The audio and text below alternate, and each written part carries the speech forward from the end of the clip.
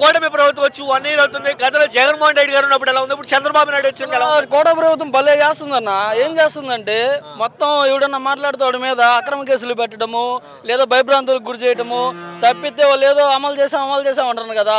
వాళ్ళు అమలు చేసే ఏంటి పథకాలు కాదు. అడిగిన వాళ్ళని పథకాలు ఎందుకు అడిగిన వాళ్ళని కేసులు, లేదంటే పొలాలు ఆక్రమించుకోవటము, ఇంకా ఏదన్నా మాట్లాడితే ఊర్లు ఖాళీ చేపెట్టము. అవి తప్పితే మేము అన్ని ఆక్రమించాము, చేసాము, అమలు చేసాము అన్నీ ఇచ్చారన్న కదా. ఆ అమ్మఒడి వదిలేమంటే ఎవరికి వదిలాడు? ఎవరికి లేదు. ఎవరికి ఇచ్చారు? ప్రతి పేద పిల్లలు చదువుకోవాలనుకుంటే ఏం చేయాలి? జగన్ అన్న ఉన్నప్పుడు ప్రతి టైం టు టైం అమ్మఒడి పడింది, వాళ్ళ ఖాతాల్లోకి డబ్బులు వచ్చాయి, వాళ్ళకి ఇబ్బంది లేకుండా ఉంది. నాడు నేడు కింద స్కూల్ బాగు చేశారు. అప్పుడు ఖచ్చితంగా టీచర్లే రావట్లా స్కూల్కి సరిగ్గా. ఇంకేందన్న వాళ్ళు మీరు చూస్తున్నారుగా రైతులు ఏ విధంగా ఇబ్బందులు పడుతున్నారని కూటమి ప్రభుత్వం వచ్చింది. మిర్చి రేట్ అసలు లేదన్న. ఆ కందులని యాడ్ పెట్టాడు, అవి అకౌంట్లోకి డబ్బులు పడలేదు. పంట నష్టం కింద ఏ డబ్బులు రావట్లేదు మాకు.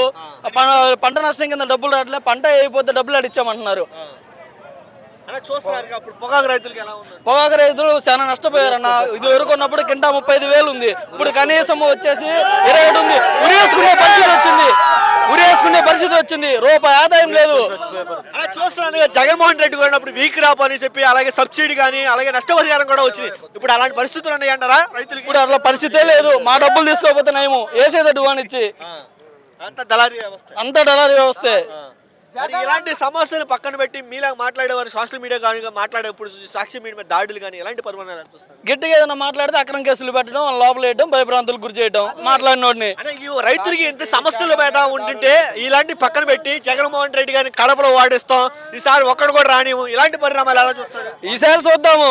ఒకటే కాదు, ఒకటి మాకు వచ్చిద్దో వాళ్ళకి వచ్చిద్దో తెలియదుగా, అప్పుడు చూసుకుందాం. 2029 మీరు చూస్తారు జగన్మోహన్ రెడ్డి గారు కూడా మాట్లాడుతూ కూడా ఈసారి 2.0 చూపిస్తారు. మాట కూడా మారింది. ఎందుకంటే మాట తీరింది. ఈసారి రెడ్ బుక్ రాసుకున్నారు కదా, ఈసారి మమ్మల్ని ఏ బుక్ రాసుకోమల్లా. వైట్ బుక్ కాదు, ఊర్లో బ్యానర్లు వేసి పేరు బ్యానర్ వేస్తాం. బుక్కుల్లో దాచిపెట్టుకొని దొంగతనంగా రాయము, ఊర్లో బ్యానర్ వేసి అంత తెలుస్తాం.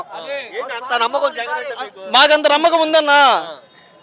చూసారు కదా పవన్ కళ్యాణ్ గారు కూడా మాట్లాడుతూ ఈ మధ్యకాలంలో అసలు ఈసారి 11 కాదు 1 పరిమితం చేద్దాం. మొన్న వచ్చింది కదా 11 అంటే 11 ఎవరికి వచ్చింది? ఫస్ట్ ఎవరికి వచ్చిందన్నా? మొన్న 11 మాకు వచ్చేదన్నారు. నిన్న 11 ఎమ్మెల్యేలు కదా, ఎంపీ జరిగినప్పుడు ఎవరికి వచ్చింది 11? మరి అప్పుడే తెలిసింది కదన్నా. న్యాయంగా జరిగింది, అన్యాయం జరిగింది ఎలక్షన్.